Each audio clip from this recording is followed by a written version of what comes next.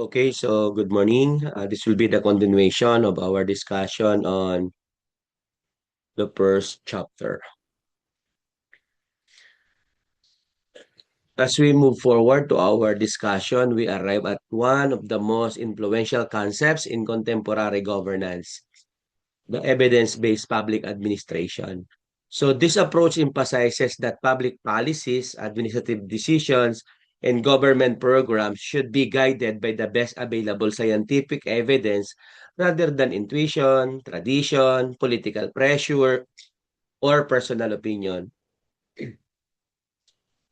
In today's complex governance environment, public administrators are expected to justify every major decision using credible research, reliable data, and rigorously policy analysis. Whether allocating public funds, implementing healthcare reforms, improving educational system, addressing climate change, or introducing digital government initiative, decision must be supported by empirical evidence to ensure effectiveness, transparency, accountability, and public trust.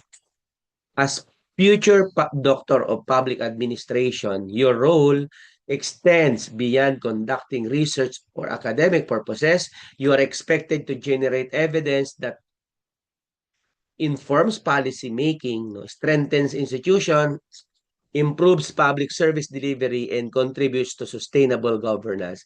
This is the essence of evidence-based public administration. Again, transforming research into informed action and using scientific knowledge to create better outcomes for government and society.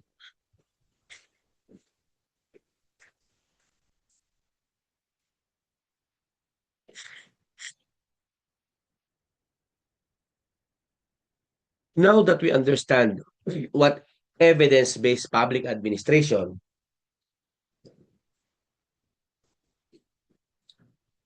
let us discuss why it is important and how it transforms the way governments make decisions. Traditionally, many public policies and administrative decisions were influenced by political priorities, organizational traditions, or the personal experiences of leaders. While experience and leadership remain valuable, they are no longer sufficient in today's complex governance environment. Governments are expected to justify every major decision using reliable evidence generated through scientific research, program evaluations, performance data, and policy analysis. Evidence-based public administration therefore represent a shift from opinion-based governance to knowledge-driven governance, where decisions are made not because they are popular or politically convenient, but because credible evidence demonstrate that they are likely to produce better outcomes for citizens. One of the greatest benefits of evidence-based public administration is that it significantly improves the quality of policy making. When policymakers rely on empirical evidence, they are better able to identify the root causes of public problems rather than merely addressing their symptoms. Let's say, for example, suppose a city experiences increasing traffic congestion. So, a traditional response may simply involve constructing additional roads because that appears to be the obvious solution. However, research may reveal that congestion is actually caused by poor traffic signal coordination, inadequate public transportation overlap,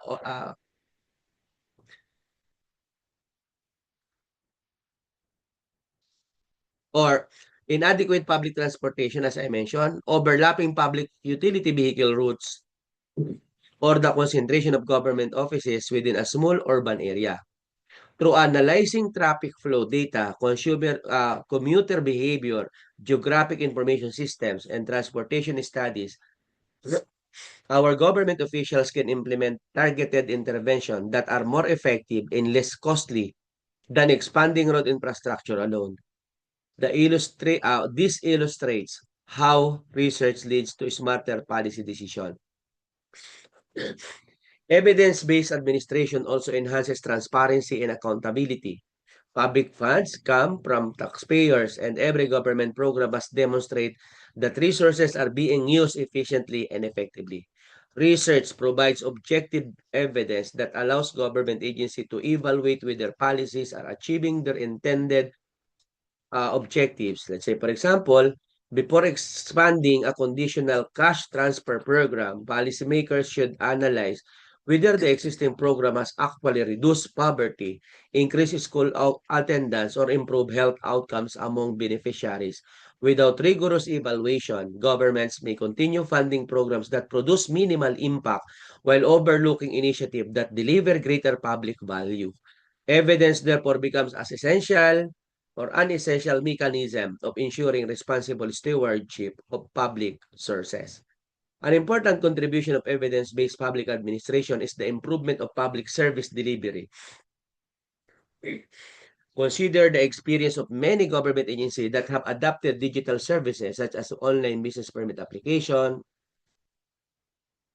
electronic tax payments, or digital health consultation system. Rather than assuming that this innovation automatically improve efficiency, researchers examine indicators such as processing time, citizen satisfaction, operational costs, employee productivity, and accessibility.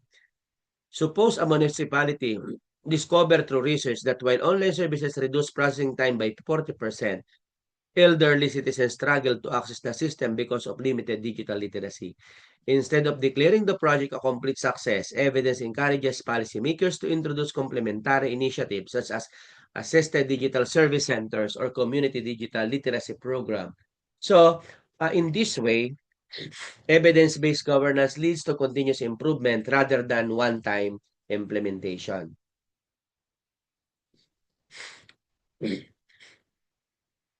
uh, uh, as future doctors of public administration, you're expected to become producers of evidence, no, not merely users of it.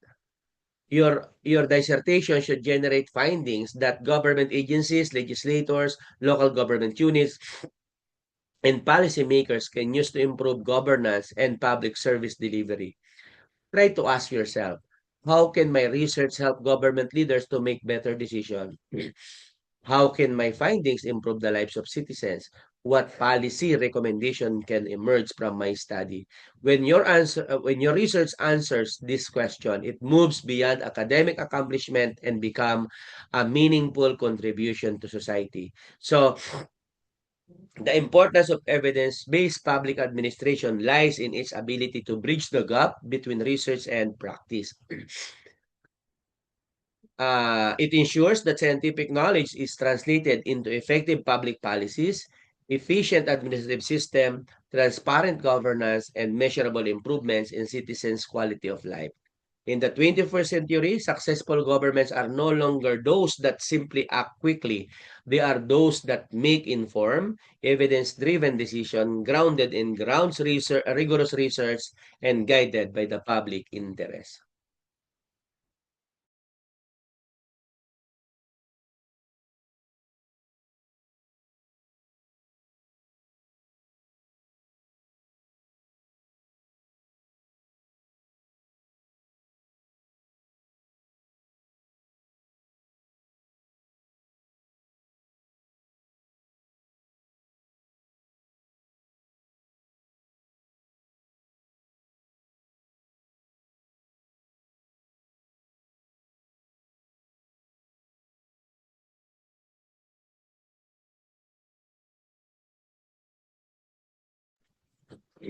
One of the fundamental questions in evidence-based public administration is where evidence comes from. High-quality public administration decisions should never rely on a single sources of information. Instead, our policymakers and public administrators must gather evidence from multiple credible sources to obtain a comprehensive understanding of a public issue. Scientific evidence is strongest, no, when different sources converge and support the same conclusion. In public administration, evidence commonly comes from empirical research, administrative and government data, case studies, program evaluations, expert opinions. citizen feedback, policy documents, benchmarking studies, and increasingly big data and artificial intelligence analytics. Each source has its own strengths and limitations. Therefore, effective decision making requires integrating several forms of evidence rather than depending on only one. The most reliable source of evidence is empirical research, which generates knowledge through systematic data collection and scientific analysis. Empirical evidence may come from surveys, interviews, experiments, observation, or mixed method studies conducted using rigorous research design.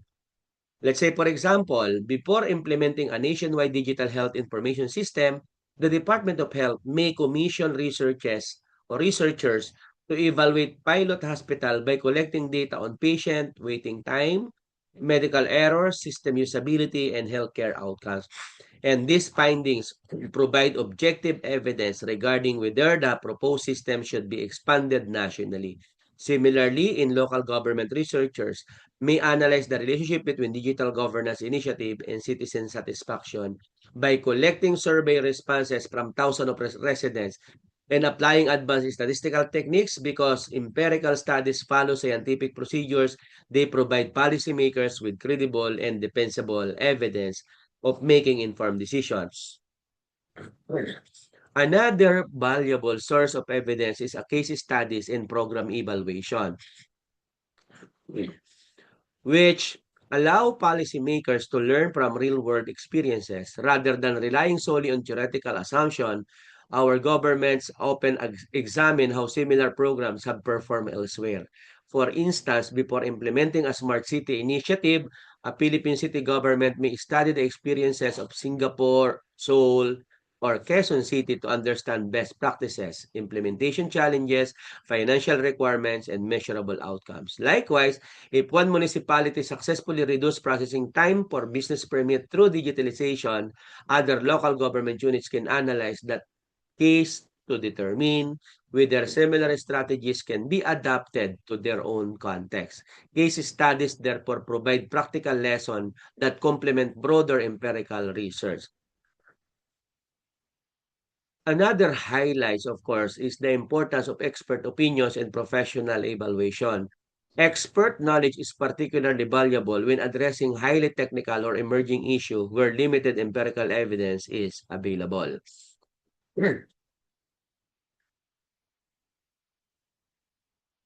It is important to understand that expert opinion should complement, not replace, empirical evidence.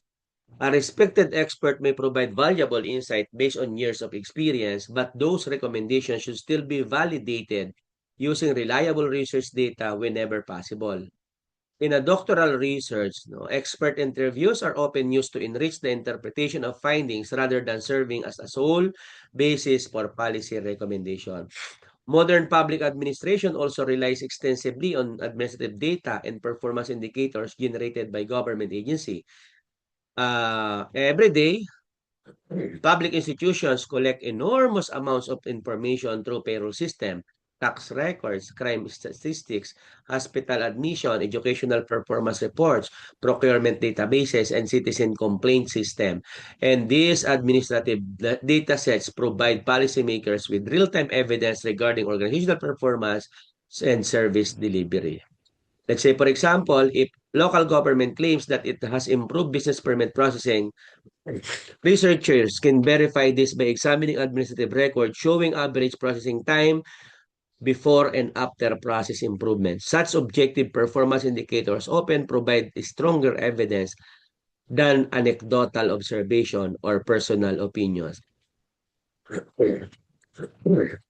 Another increasingly important source of evidence is citizen participation and stakeholder feedback. Public policies ultimately affect citizens. Therefore, their experiences provide valuable evidence regarding policy effectiveness. Governments now collect citizen feedback through surveys, minsan focus group discussion, public consultations, digital feedback platforms, social media analytics, and participatory governance mechanism. Let's say, for example, after implementing an online tax payment system, the BIR may survey taxpayers to determine whether the system is user-friendly, accessible, and efficient. Combining citizen feedback with administrative performance data provides a more comprehensive evaluation of policy outcomes. And finally,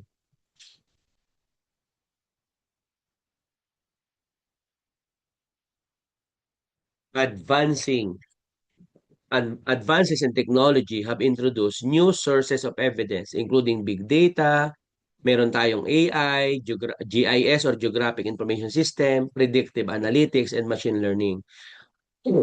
Governments increasingly analyze mobile phone data to monitor transportation patterns, satellite imagery to assess disaster impacts, artificial intelligence to detect fraudulent transaction, and social media analytics to understand public sentiment regarding government programs.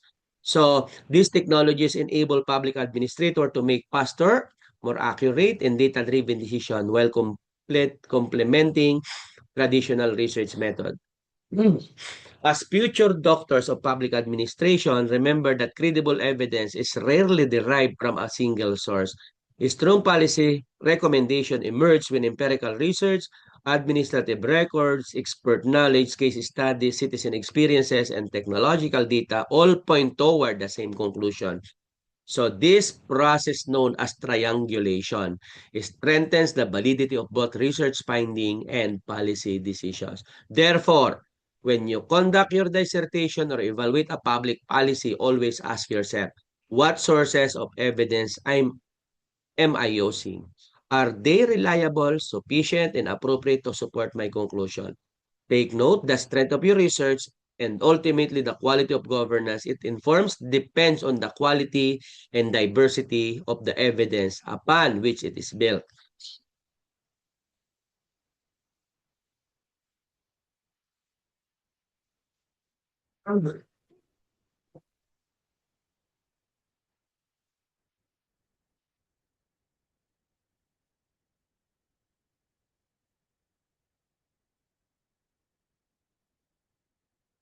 While evidence-based public administration offers tremendous benefits, its implementation is not without challenges. In reality, many governments recognize the importance of research but struggle to integrate scientific evidence into everyday policy making and administrative decision making.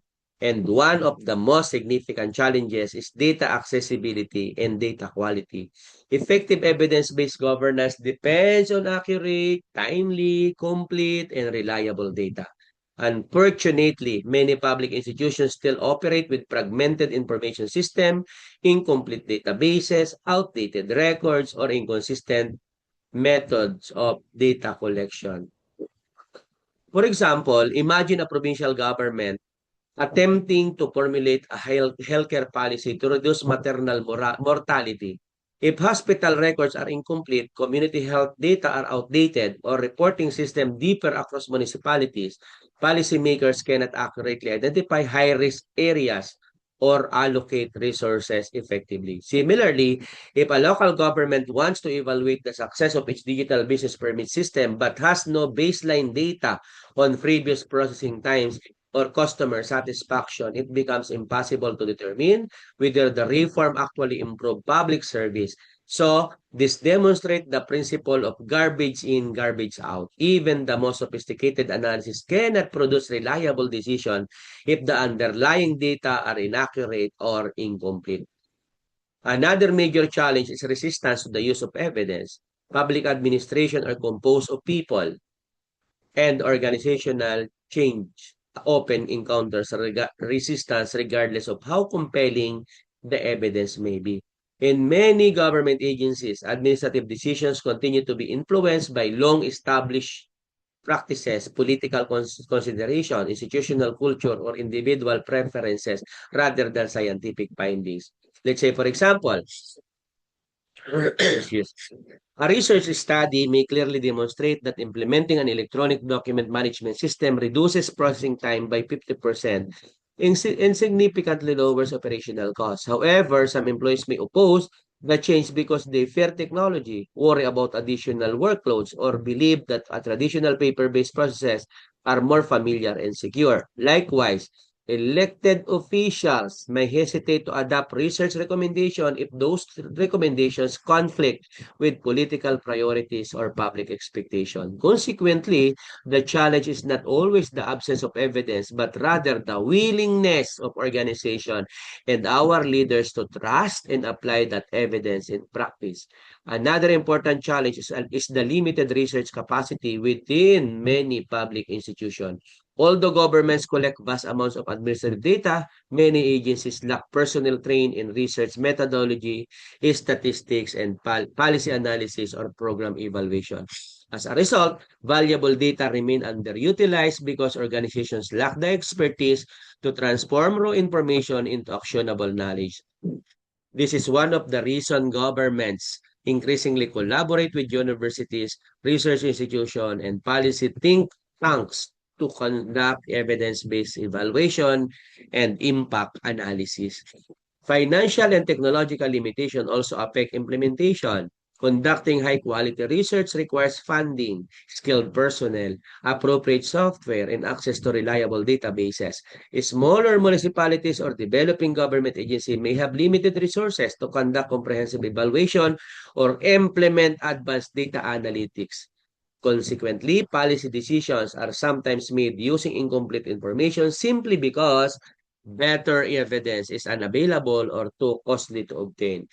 And one emerging challenge is the ethical use of data and artificial intelligence. As government increasingly rely on big data, predictive analytics, and AI to support decision making, public administrator must ensure that these technologies protect citizen privacy, prevent algorithmic bias, and comply with legal and ethical standards. Let's say, for example, using AI to identify beneficiaries of social welfare programs may improve efficiency, but if the underlying algorithm is trained on incomplete or biased data, vulnerable population may be unfairly excluded. Evidence-based governance therefore requires not only reliable data, but also ethical stewardship of information.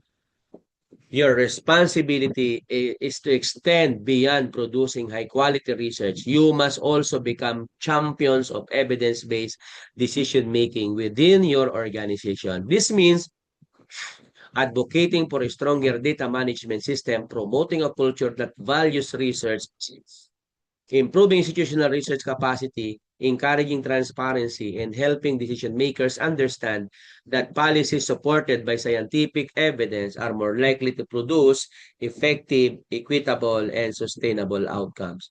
The greatest challenge is not collecting evidence, it is creating a governance culture where evidence consistently guides decision in public interest.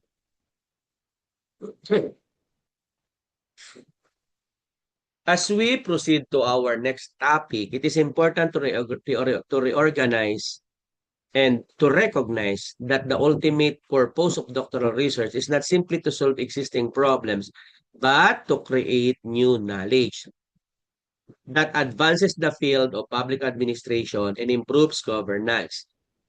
Knowledge creation is in governance refers to the systematic development of new theories, new models, new frameworks, new policies, new innovation, and new evidence-based practices that help governments respond more effectively to complex societal challenges. In the 21st century, government face rapidly evolving issues such as digital transportation, meron tayong climate change, public health emergencies, cybersecurity, artificial intelligence, and sustainable development, many of which cannot be adequately addressed using traditional approaches alone. Doctoral researchers are expected to move beyond describing administrative problems and instead generate original insights that can influence policy making, strengthen institutions, improve public service delivery, and shape future governance practices. Your dissertation should not merely add another document to the university library. It should contribute meaningful knowledge that can guide decision makers, inspire innovation, and create lasting value for government and society. Knowledge creation is governance. Knowledge creation in governance that not occur by chance. Rather, it is the result of a continuous and systematic process involving research, innovation, collaboration, validation, and implementation. The first process is the research and innovation cycle, where researchers begin by identifying a real governance problem, reviewing existing literature, collecting and analyzing evidence, developing innovative solutions, and evaluating whether the solutions improve public and opportunities.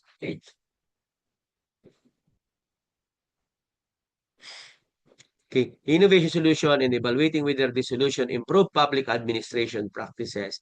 So this cycle is continuous because every solutions generate new questions and opportunities for further research. Let's say, for example, suppose a local government generates new questions and opportunities for further research.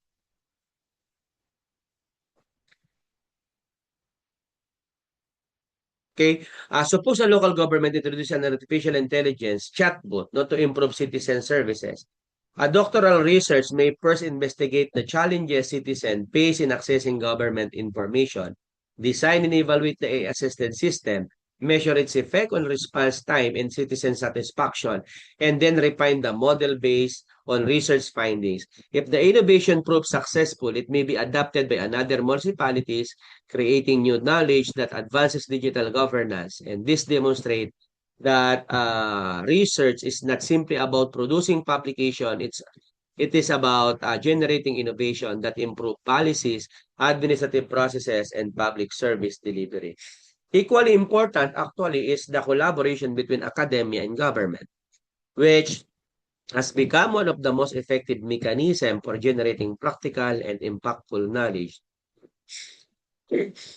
Universities possess research expertise, theoretical foundation, and methodological capabilities, while government agencies possess real-world administrative challenges, operational experiences, and access to valuable public data.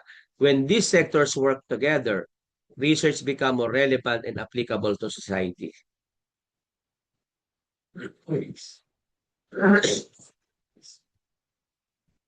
For example, the Department of Health may collaborate with universities to evaluate the effectiveness of telemedicine services in geographically isolated communities, while local government units may partner with public administration scholars to assess disaster preparedness programs or develop evidence-based digital governance strategies. So, these collaborations allow academic theories to be tested in real governance setting while providing policymakers with scientifically validated recommendation. You should view yourself not only as researchers but also as knowledge partners of government institutions, individuals capable of translating scientific evidence into practical policies, innovative governance models, and sustainable public sector reforms. The process of knowledge generation is successful only when research extends beyond the classroom and contributes to solving real societal problems, strengthening institutions, and improving the quality of life of the citizens whom government is entrusted to serve.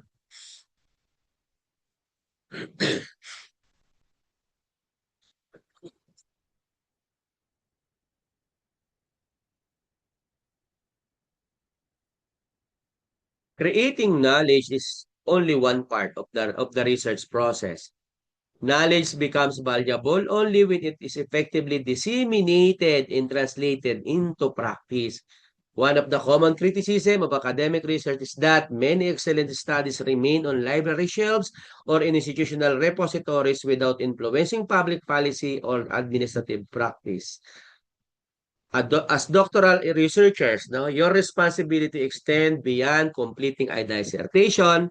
You must ensure that your research reaches policymakers, government agencies, practitioners, and others community or other communities or the communities that can benefit from our findings. This process of knowledge dissemination involves communicating research through peer-reviewed journal publication, policy beliefs, technical reports, conference presentation, books, webinars, digital platforms, and stakeholder consultation. Let's say, for example, if If a doctoral study demonstrates that integrating artificial intelligence into municipal permit processing reduced processing time by 40% while increasing citizen satisfaction, the finding should not remain within the university. Instead, you should be published in reputable journals, presented during conferences or organizations such as League of Cities of the Philippines or the Department of the Interior in local government, and summarized in policy briefs that local chief executives can readily understand and apply. Effective dissemination bridges the gap, academic research, and real-world governance, allowing scientific evidence to influence policies, administrative reforms, and public service delivery.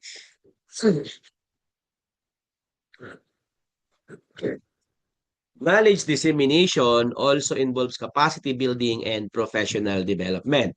Research findings should strengthen the competencies of government officials, public administrators, and community leaders through seminars, executive briefings, workshops, and continuing professional education programs. Consider, for example, a dissertation that developed a disasters preparedness framework for coastal municipalities.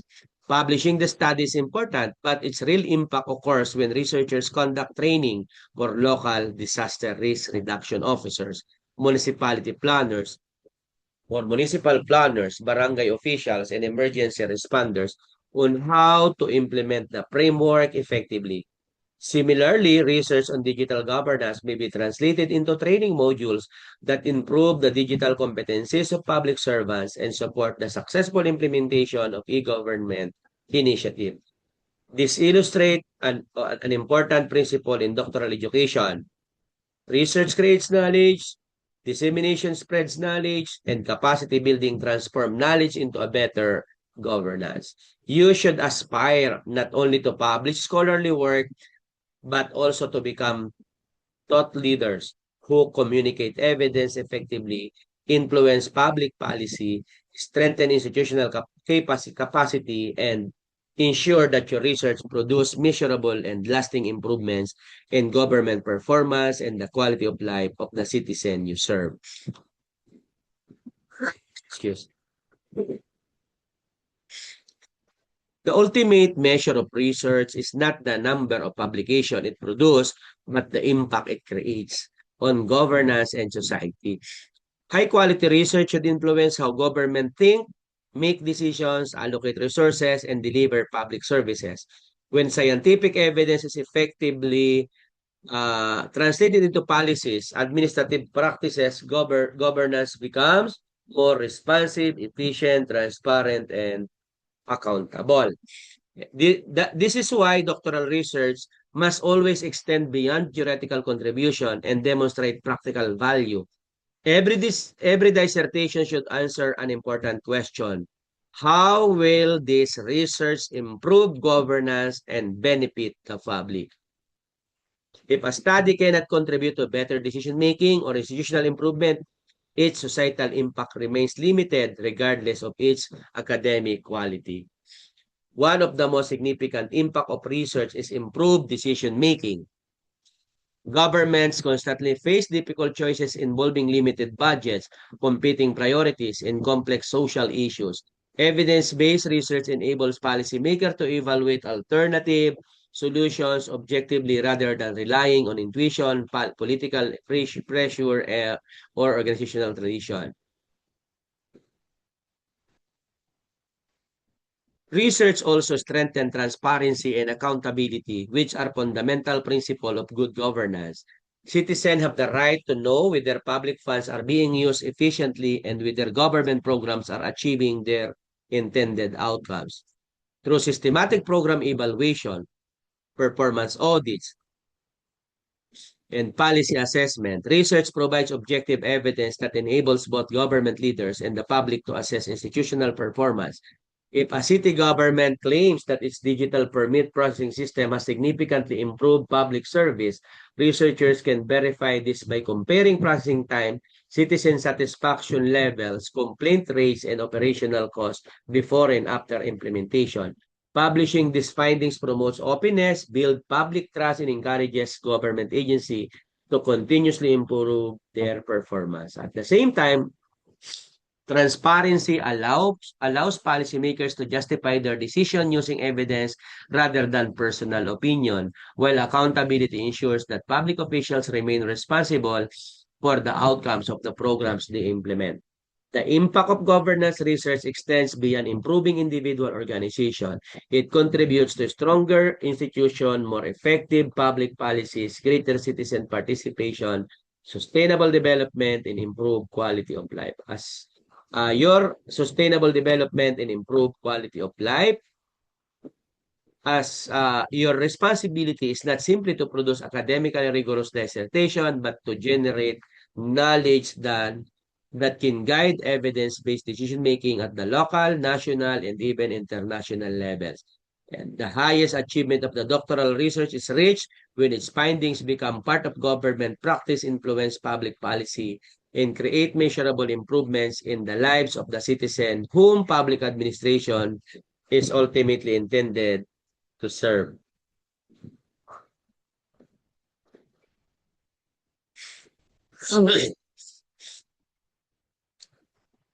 As we continue our discussion on scientific research in public administration, it is important to distinguish between basic research and applied research.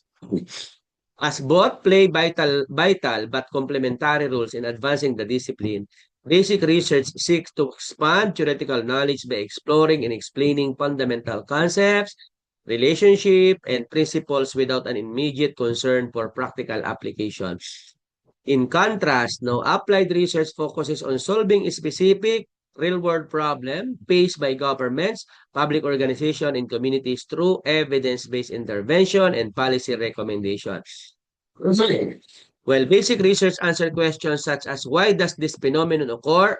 Applied research asks how can this problem be solved?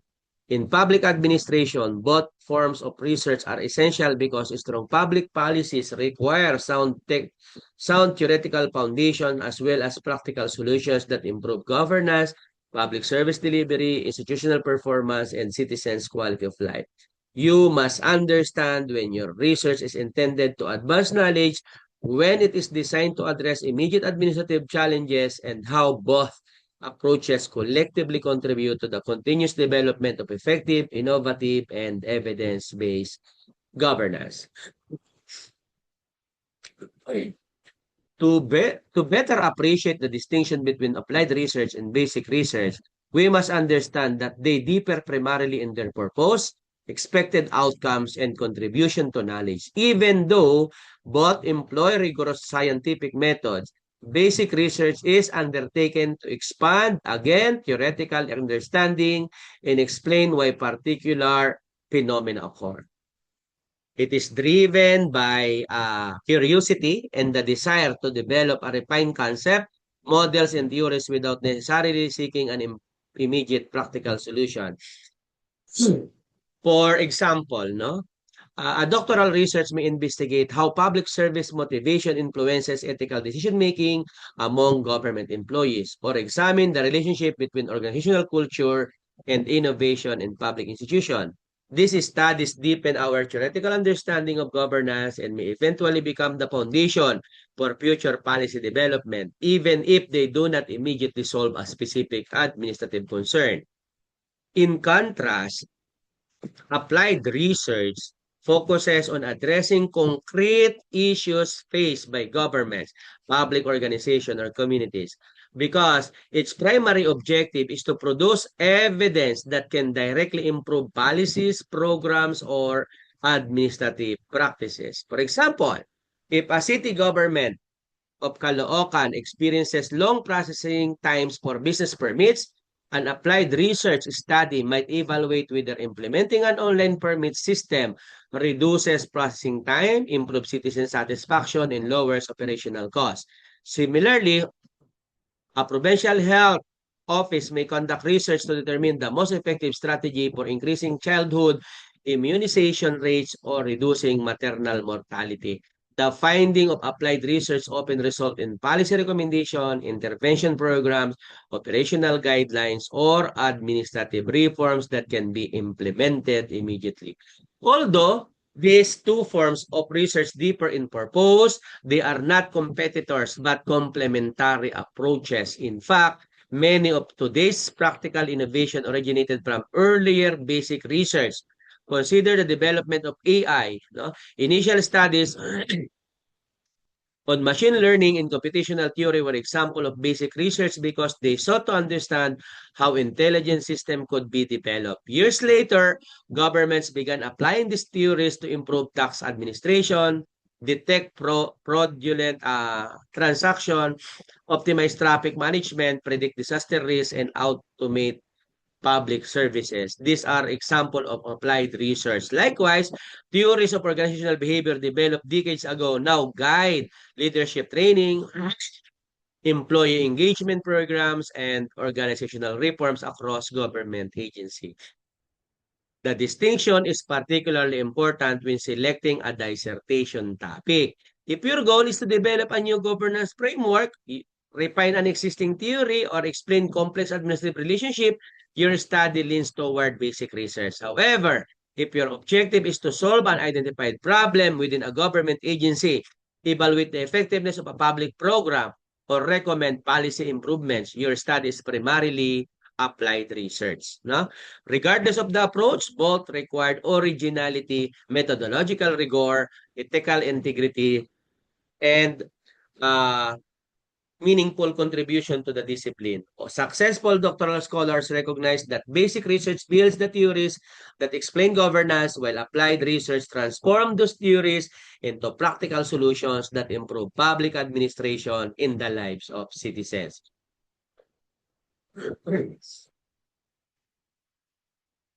Both basic research and applied research play indispensable roles in public administration because effective governance require not only practical solutions to current problems but also the continuous development of theories that explain how governments, organizations, and public institutions function. Applied research directly support government agency by providing evidence-based solution to administrative challenges.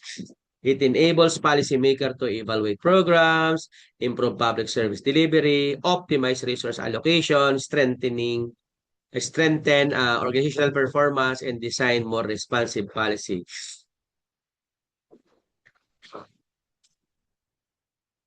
Excuse me.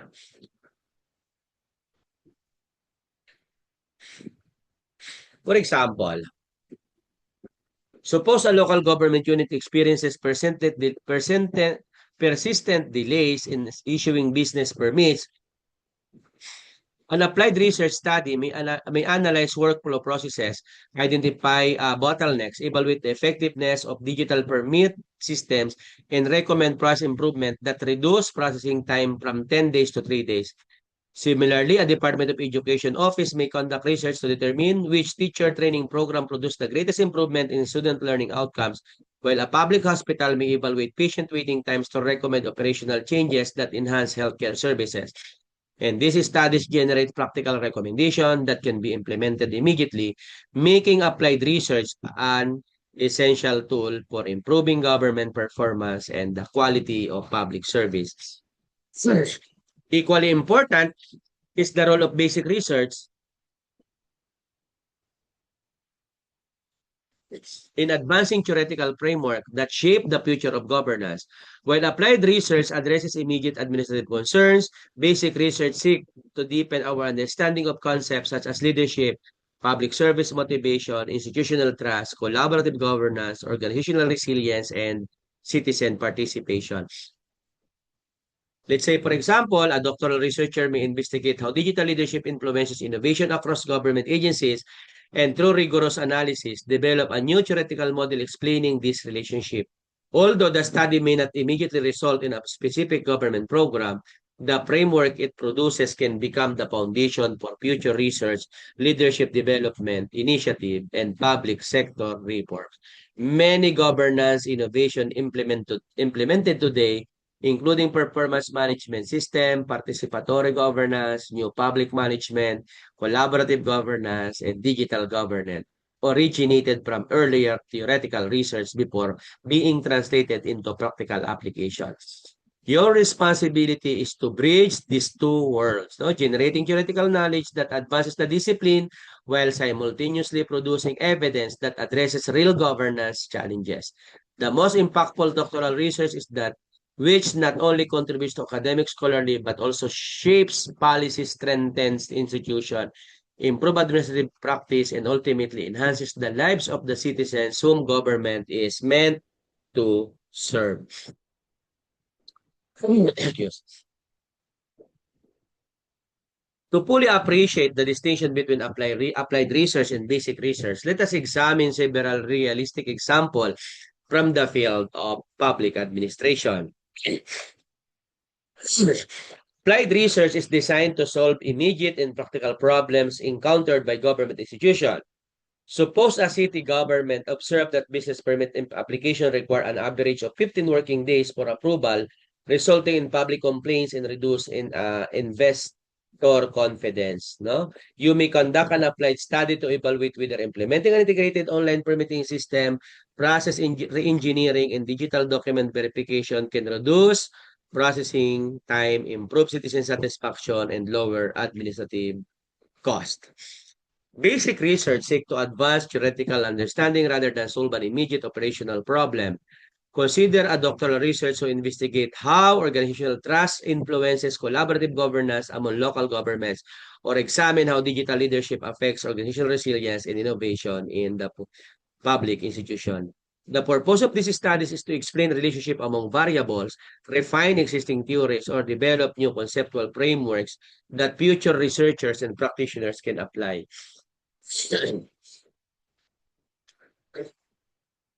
Your dissertation may emphasize either basic research, applied research, or even integrate both approaches. However, regardless of this direction you choose, your work should ultimately contribute to improving governance by either advancing scholarly knowledge, generating innovative theories, solving pressing administrative problems, or ideally accomplishing both. The most influential doctoral research is that which not only enriches academic literature but also creates measurable and lasting improvements in government performance, public policy, and lives of the citizen whom public administration is intended to serve.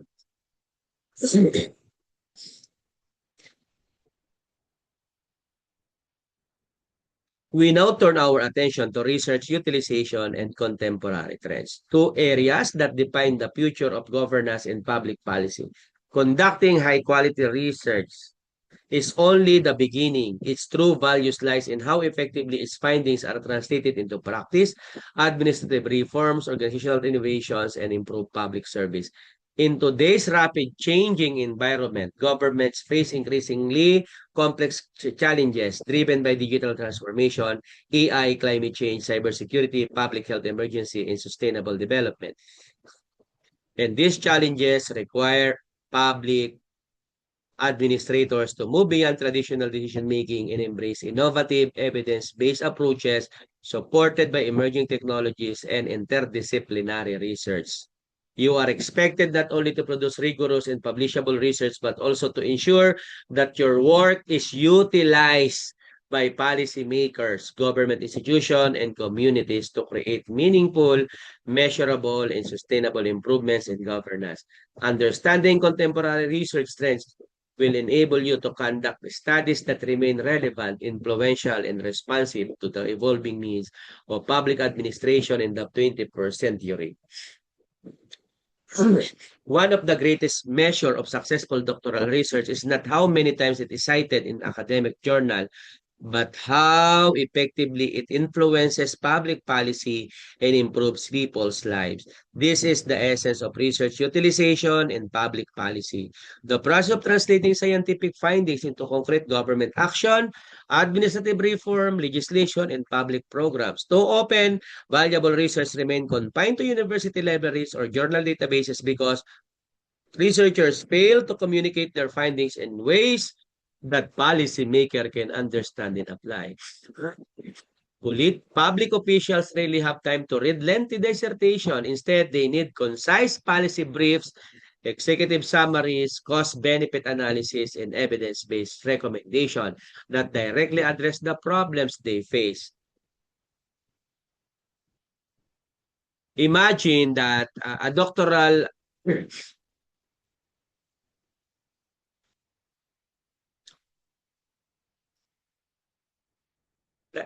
dissertation demonstrate that implementing an integrated electronic procurement system can reduce procurement delays by 35%, lower operational costs, and increase transparency in local government units.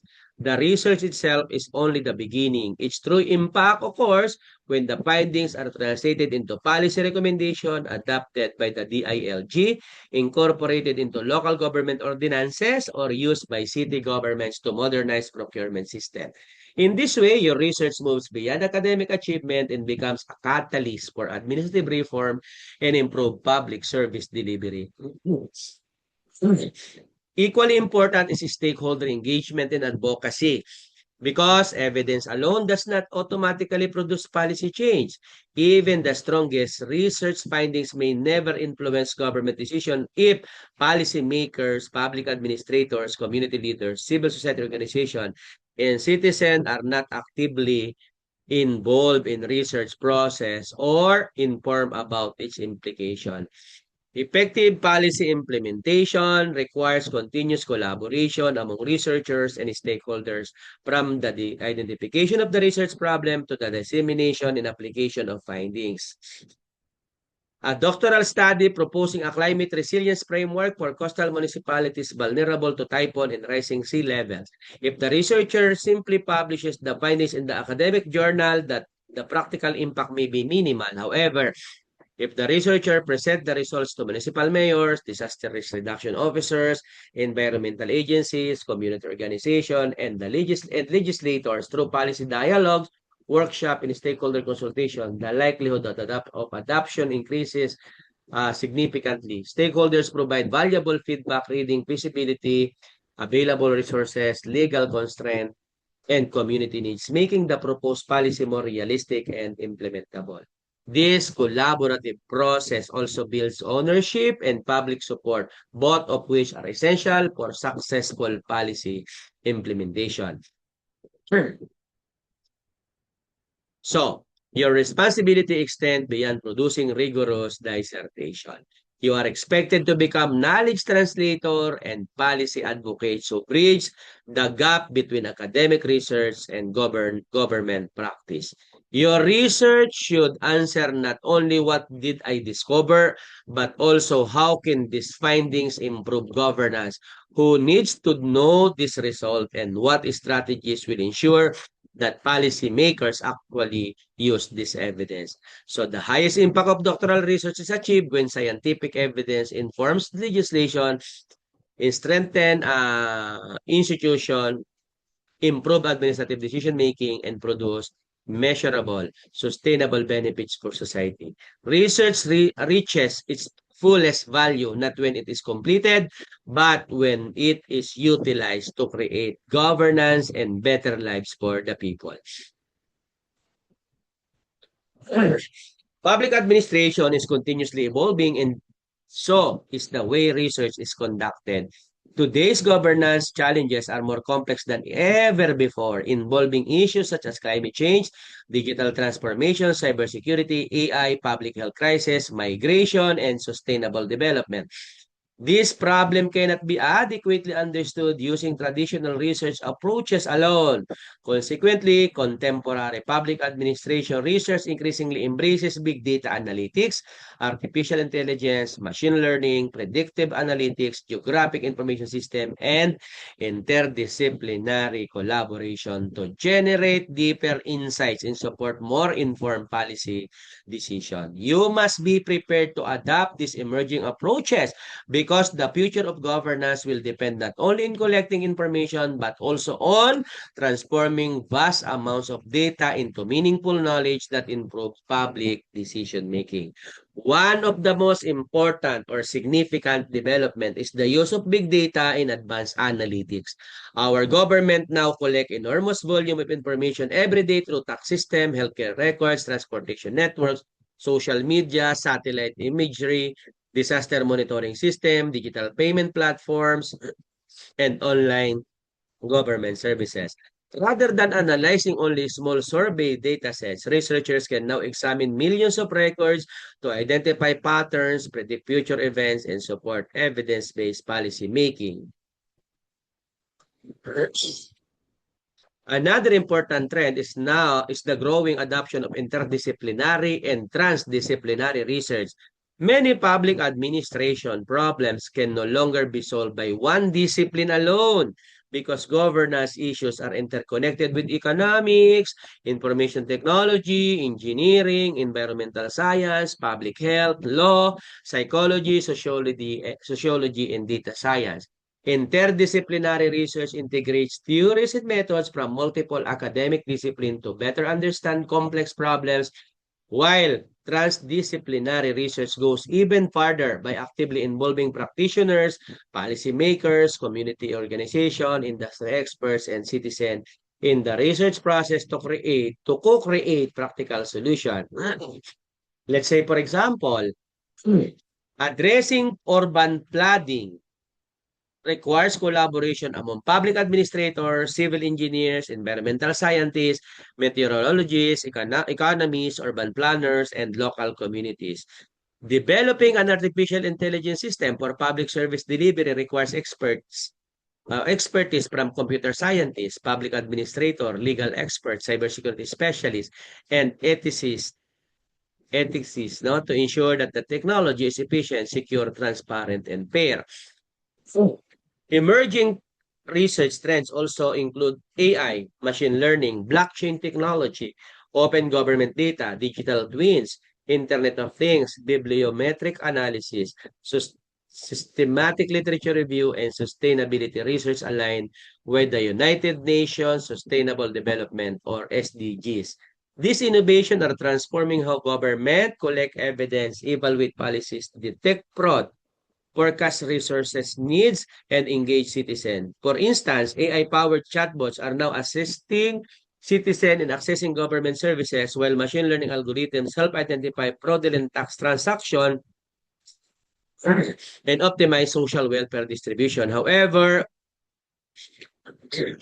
these technologies also raise important ethical issues involving data privacy, cybersecurity, algorithmic bias, transparency, and digital inclusion. Topics that provide rich opportunities for doctoral research. No?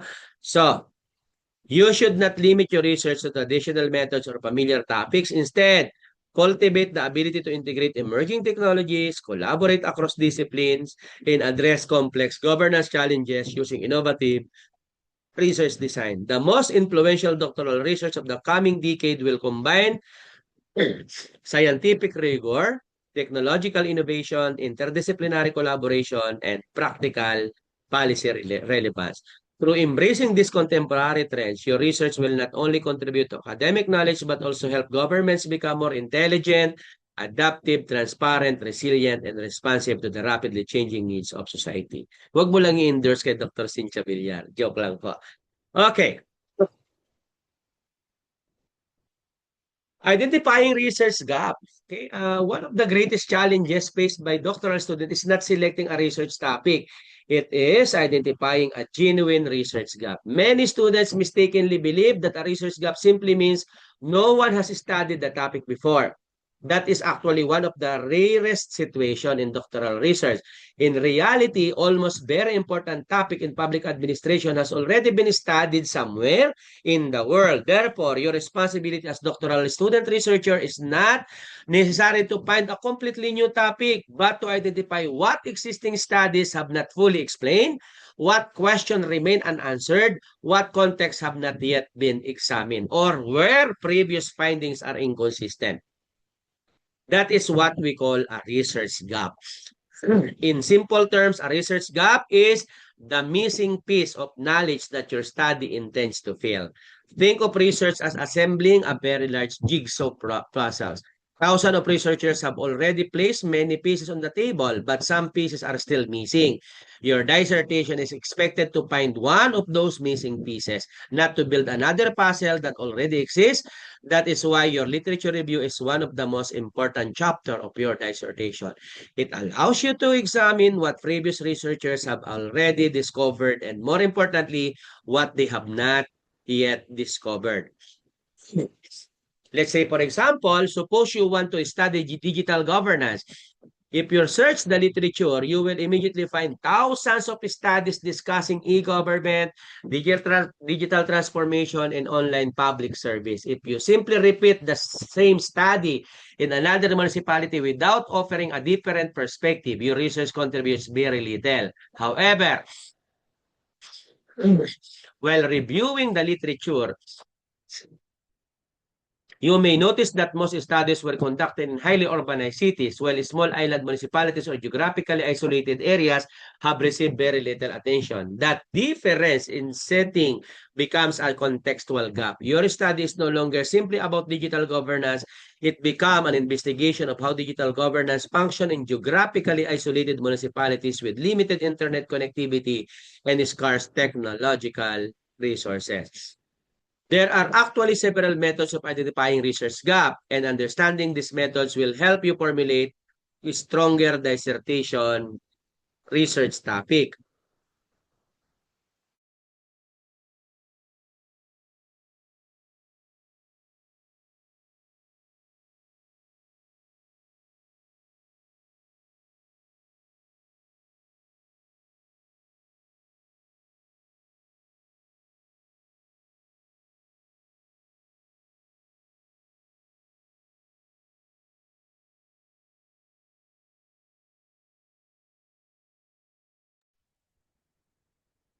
Okay. The first is the contextual gap. No? Which occurs, no? The first is the contextual gap, which occur when previous studies have been conducted in different countries, organization, or population, but not in your intended setting. Let's say, for example, many leadership studies focus on private companies, yet very few examine leadership among barangay officials or local government executive in the Philippines. That is contextual gap. The second is the methodological gap.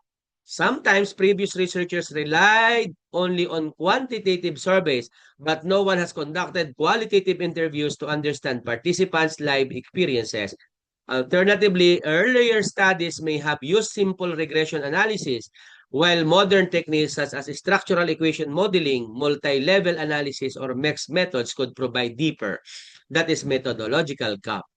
The third is theoretical gap.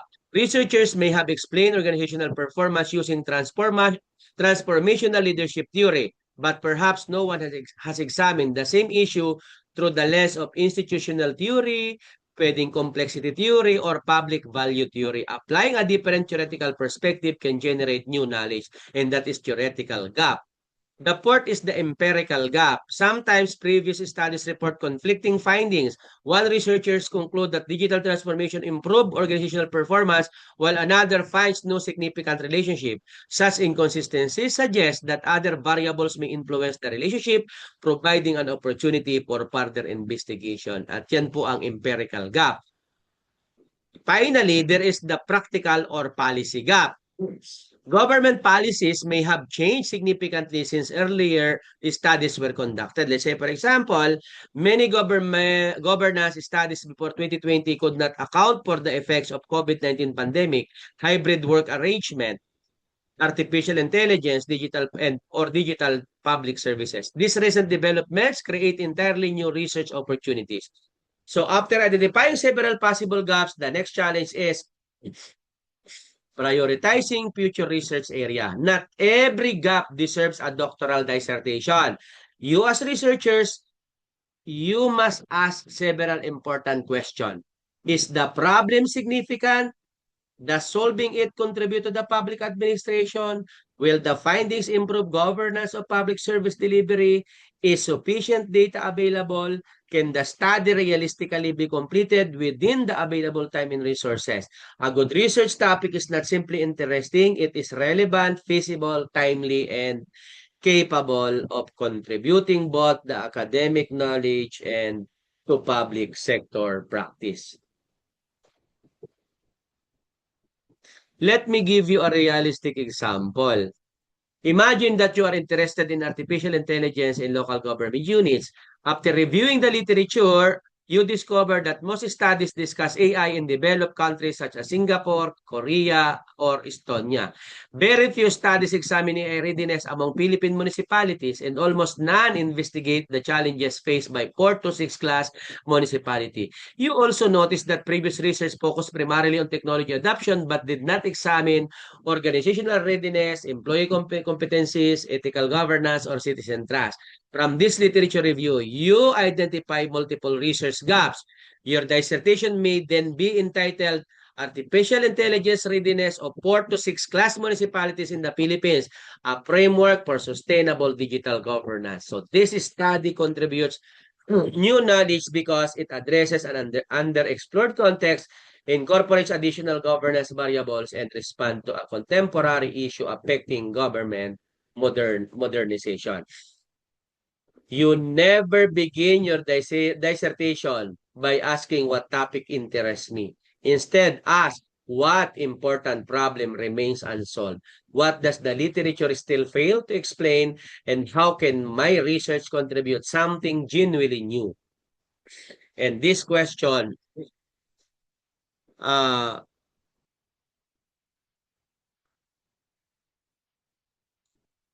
distinguish, no? Doctoral researchers from master's student. A master thesis often demonstrate that you understand existing knowledge. A doctoral dissertation demonstrate that you can extend existing knowledge by filling a meaningful research gap.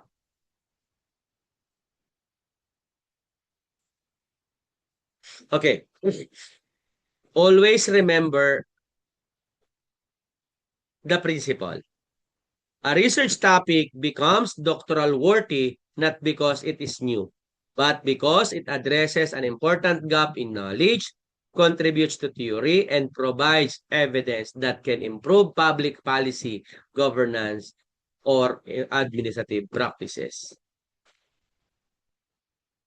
As we conclude for today's session, let us reflect on the central message of our discussion. Scientific research is far more than an academic exercise. It is a powerful instrument for transforming public administration and improving the lives of the people we serve. Throughout this lesson, we explore the foundation of a scientific inquiry, the characteristics of doctoral research, evidence-based public administration, knowledge creation, the distinction of basic and applied research, research utilization, emerging trends, and the importance of identifying meaningful research gaps. This concept collectively demonstrate that effective governance is built upon rigorous research, critical thinking, ethical scholarship, and evidence-informed decision-making.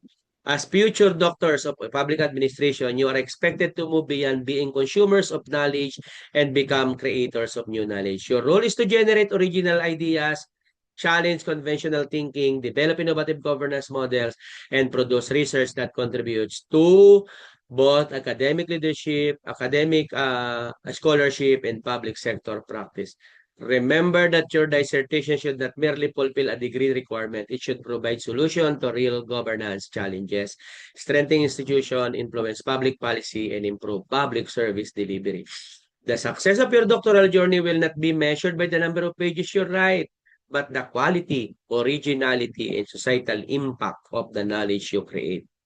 As you prepare on your own research, always begin by asking meaningful questions, seek evidence rather than assumptions, pursue truth rather than convenience, and strive to produce research that leaves a lasting contribution to the discipline of public administration. I encourage each of you to cultivate intellectual curiosity, maintain the high standards of research ethics, and remain committed to lifelong learning. The knowledge you generate today may become tomorrow's policy, tomorrow's innovation, or tomorrow's solution to a national or global challenge. So, before I end, no, I would like to leave you with this thought. The highest purpose of doctoral research is not simply to discover new knowledge, but to use that knowledge to create better governance, stronger institution, and a better future for society. Thank you, everyone. I wish you success in your doctoral study, and I look forward to seeing the meaningful contribution each of you will make to the field of public administration. So next week, we're going to start our discussion, presentation per chapter. And looking forward that you will be able to provide at least 3 topics, no? Uh, to start your dissertation research journey. Okay?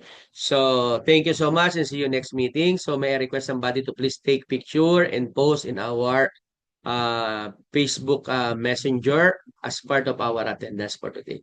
Thank you so much and God bless everyone. Stay safe po.